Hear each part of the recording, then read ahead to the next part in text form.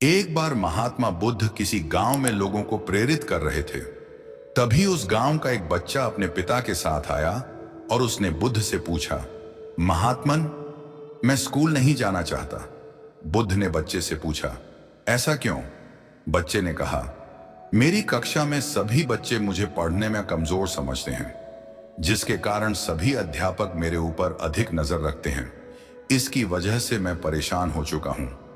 बुद्ध ने बच्चे को एक कहानी सुनाते हुए कहा, जिस प्रकार से फालतू पड़े पत्थर को एक मूर्तिकार अनावश्यक पत्थर काट काट कर एक भव्य मूर्ति का रूप दे देता है, फिर लोग उसकी पूजा करते हैं, ठीक उसी प्रकार से गुरु अपने शिष्य के सारे अवगुण और बुराइयों को निकालकर उसे एक महान व्यक्ति की श्रेणी में लाकर खड़ा कर देता है।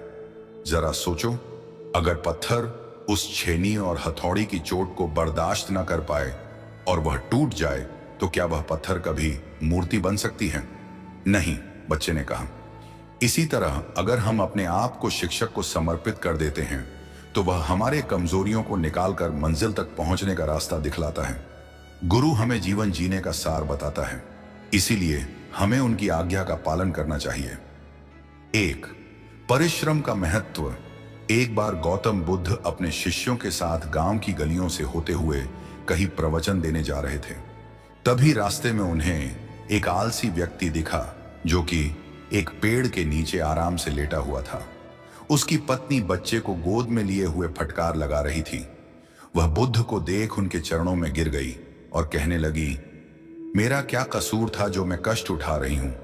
कृपया मेरा मार्गदर्शन करें। बुद्ध ने पूछा, क्या बात है, मुझे बताओ।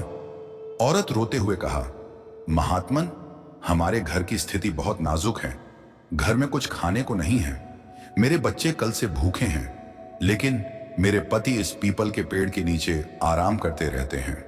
घर में खाने के लिए अनाज कहां से आएगा, इसके बारे में कुछ भी सोचते नहीं हैं। महात्मा बुद्ध उस व्यक्ति से पूछते हैं कि तुम कोई काम क्यों नहीं करते हो जिससे तुम्हारा जीवन यापन हो सके। उस व्यक्ति ने कहा, मेरा जीवन व्यर्थ है, मुझे काम कौन देगा?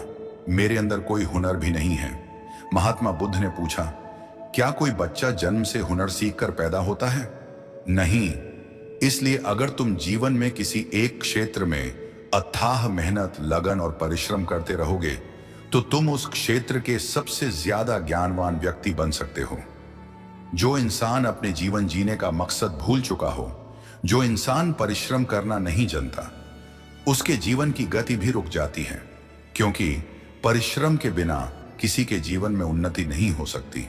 जिस प्रकार से सुबह के भोर में चिड़िया अपने भोजन की तलाश में निकल जाती हैं और शाम को रैन बसेरे में आती हैं, ठीक उसी प्रकार हमें भी अपने जीवन का लक्ष्य निर्धारित करते हुए उसे प्राप्त करने की अटूट चाहत होनी चाहिए। आत्मविश्वास, मेहनत, लगन और परिश्रम के बल पर कुछ भी कर पाना संभव है। 2, जीवन में शांति का मार्ग। किसी गांव में हरिराम नाम का एक सेठ था। उसका व्यापार दिन दुगुनी रात चौगुनी बढ़ता जा रहा था। देखते देखते वह अपने आसपास के सबसे आमिर व्यक्तियों की श्रेणी में शामिल हो गया। इस तरह से वह अपने आप को बहुत भाग्यशाली समझने लगा। उसने अपनी कमाई से बड़े बड़े मकान बनवा लिए और नौकर चाकर तथा बड़ी बड़ी गाड़ी खरीद ली। लेकिन दुर्भाग्यवश उसके दिन फिर गए। उसे उसके व्यापार में घाटा लगने लगा, जिसके कारण उसकी धन संपत्ति का बहुत नुकसान होने लगा। देखते देखते कुछ ही दिनों में सेठ की सारी धन दौलत खत्म हो गई। अब सेठ हरिराम एक एक पैसे के लिए मोहताज हो गया। परेशानी बढ़ती देख वह गांव में प्रवचन कर रहे महात्मा के पास पहुंचा। उसने कहा, स्वामी जी, मेरे व्यापार में बहुत बड़ा घाटा लगा, जिसके कारण मैं बर्बाद हो गया। कृपया मुझे कोई मार्ग बताए जिससे मेरे मन को शांति मिल सके। साधु ने पूछा, तुम्हारा सब कुछ चला गया? सेठ ने कहा, हाँ महाराज। साधु ने कहा, क्या वह सब कुछ तुम्हारा था जो तुम्हारे पास रहना चाहिए, जिसके लिए तुम इतनी चिंता में डूबे हुए हो? सेठ ने कोई जवाब नहीं दिया। साधु ने फिर पूछा, जन्म के समय तुम अपने साथ क्या लेकर आए थे? स्वामी जी, जन्म के साथ कोई कुछ भी नहीं लेकर आता, सेठ ने कहा। साधु ने कहा, ठीक है, तुम मरते समय अपने साथ क्या क्या लेकर जाना चाहते हो? महाराज, मरते समय भला कोई कुछ कैसे ले जा सकता है? साधु ने कहा, फिर इस मायाजाल के चक्कर में क्यों पड़े हो? महाराज, जब तक मौत नहीं आ जाती, मेरा और मेरे परिवार का गुजर बसर कैसे चलेगा? साधु ने हंसते हुए कहा, जो धन के भरोसे होता है उसका यही हाल होता है।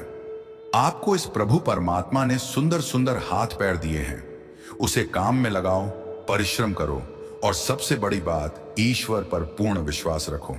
तुम्हारे काम भी होते चले जाएंगे और तुम्हारे मन में शांति भी बनी रहेगी। साधु की बातों को सुनकर सेठ हरिराम कई वर्षों के बाद उस दिन शांति के साथ चैन की नींद सोया। सीख, ईश्वर पर भरोसा रखते हुए मेहनत और लगन के साथ जीवन में शांति के साथ साथ कामयाबी भी हासिल की जा सकती है।